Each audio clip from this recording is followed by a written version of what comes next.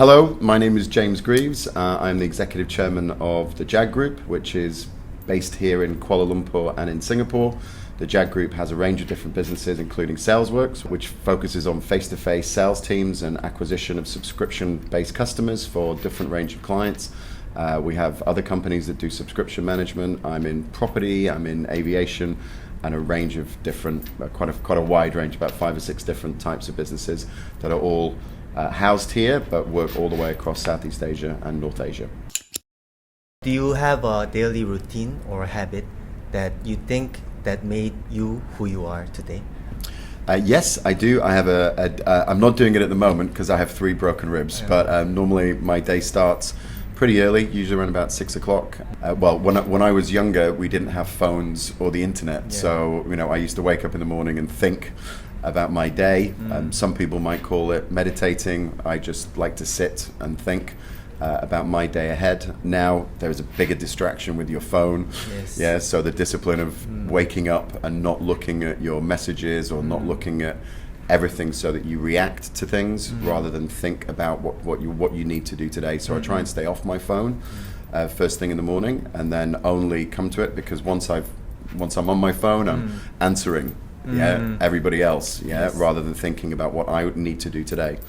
I write lots of lists, so I have a big to-do list all the time, and so I'm constantly writing to-dos, adding them on, ticking them off, moving them, and that used to be in massive notebooks. So I have piles of notebooks from 1990 that I've still got, and I like to look back and see what I was thinking about on a particular day. Was I on the list today? Were you you're on my list today? Yeah, you're on my list today.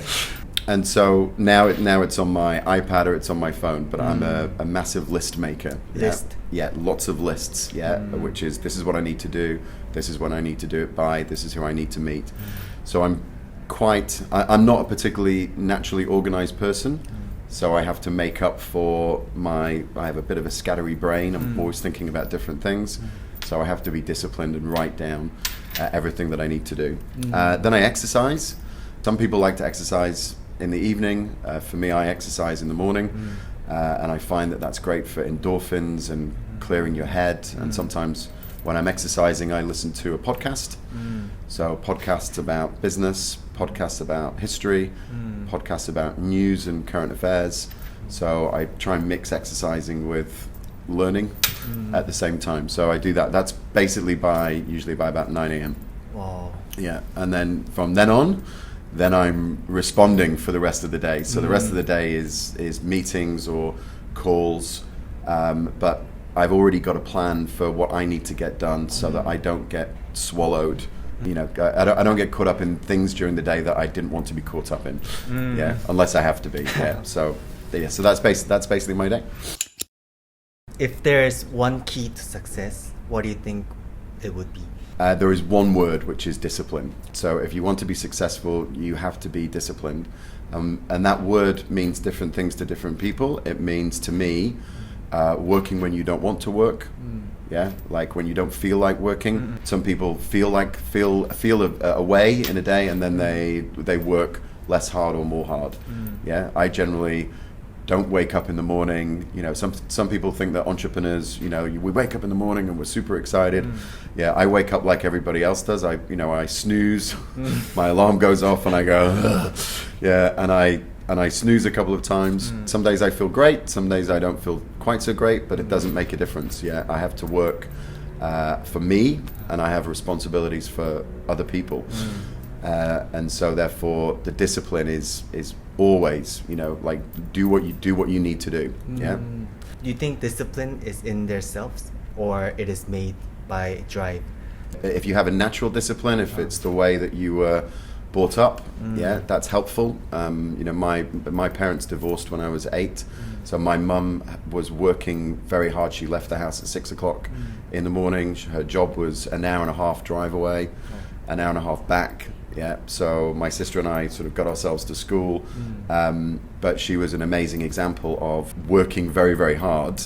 She would have much preferred to have worked less or be closer to home, but she didn't really have a choice. So I don't think it's DNA. She didn't have a choice, and therefore she had to do what she needed to do.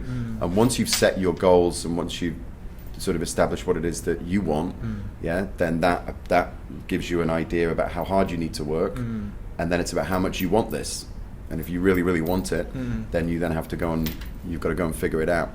So some people have natural discipline because of the environment that they came from. I don't think it's DNA. I think it's just maybe family, social environment.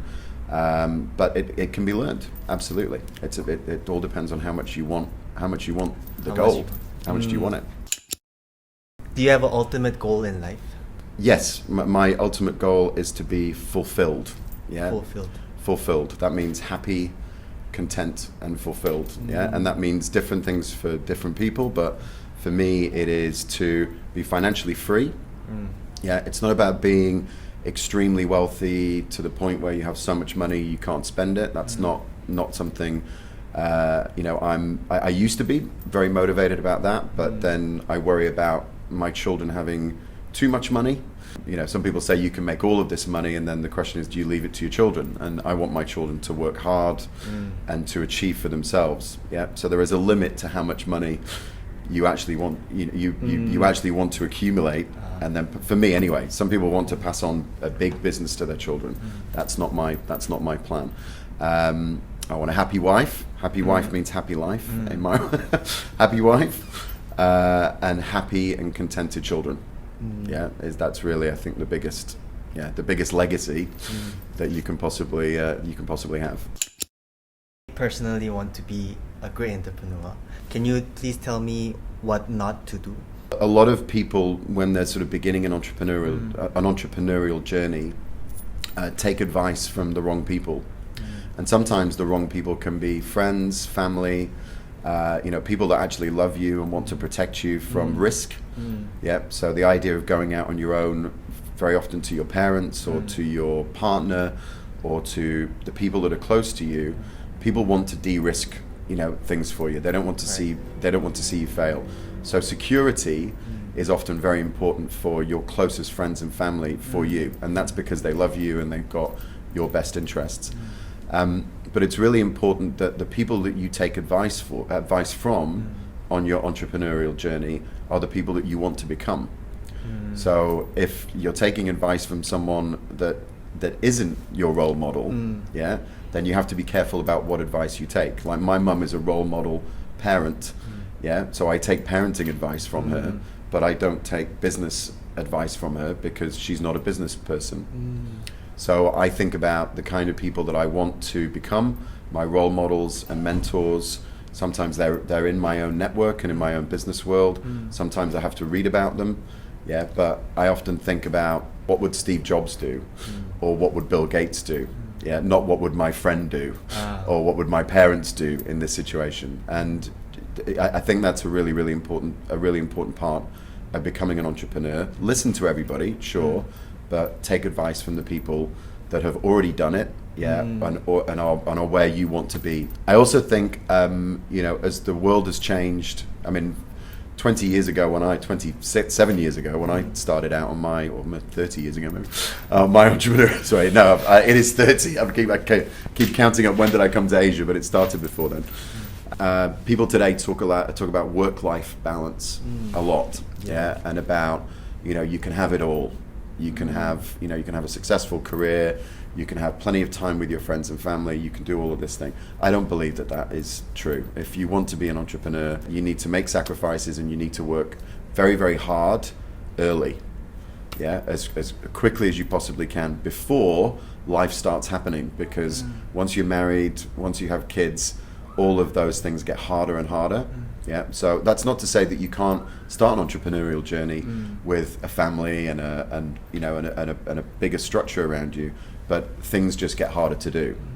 So the older you are, the harder it becomes to keep making sacrifices, to get started. So go hard early.